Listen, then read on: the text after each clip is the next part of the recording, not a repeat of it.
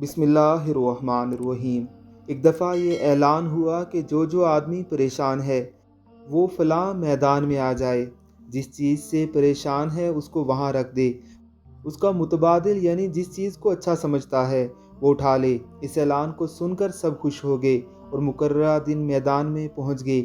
ایک آدمی شادی شدہ تھا، بیوی سے تنگ تھا، وہ بیوی کو چھوڑ آیا۔ ایک کنوارا تھا، وہ بیوی کے بغیر ادھورا تھا، وہ بیوی کو لے کر آ گیا۔ ایک آدمی کی اولاد نافرمان تھی، وہ انہیں چھوڑ کر آ گیا۔ دوسرے کی اولاد نہیں تھی، وہ اولاد لے کر آ گیا۔ ایک آدمی ٹی بی کا مریض تھا، ساری رات کھانستا تھا، وہ ٹی بی کو چھوڑ آیا اور شوگر لے آیا۔ دوسرا جو شوگر کا مریض تھا وہ شوگر رکھ آیا اور ٹی بی لے آیا۔ اس طرح سب خوشی خوشی واپس آ گئے۔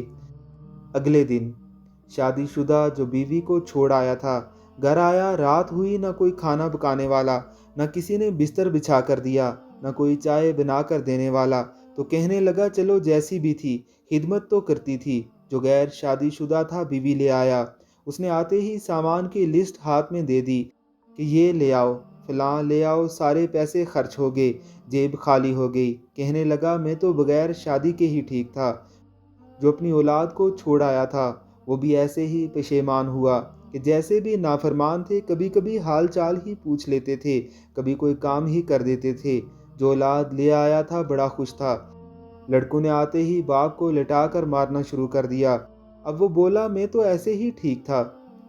جو آدمی ٹی بی والا تھا ساری رات کھانستا تھا، وہ شوگر کی بیماری لے آیا، ساری رات اٹھ اٹھ کر پیشاب کرتا، سردی تھی، بڑا پریشان ہوا اور کہا کہ ٹی بی ہی ٹھیک تھی، چاہے ساری رات کھانستا تھا لیکن بستر میں تو پڑا رہتا تھا، یہ بار بار کا اٹھنا، سردی میں جانا بڑا مشکل ہے۔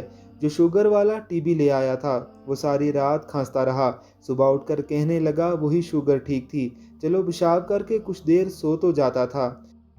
اس کمبخت ٹی بی نے تو مجھے ساری رات سونے بھی نہیں دیا۔ بے شک انسان ناشکرا واقعہ ہوا ہے۔ یاد رکھیں، اندھا دنیا کو دیکھنے کی، بہرا سننے کی، لنگڑا چلنے کی اور گنگا بولنے کی تمنا کرتا ہے، اور تم دیکھتے، سنتے، چلتے اور بولتے ہو، تو کون سی چیز تمہیں رب کا شکر بجا لانے سے روکتی ہے؟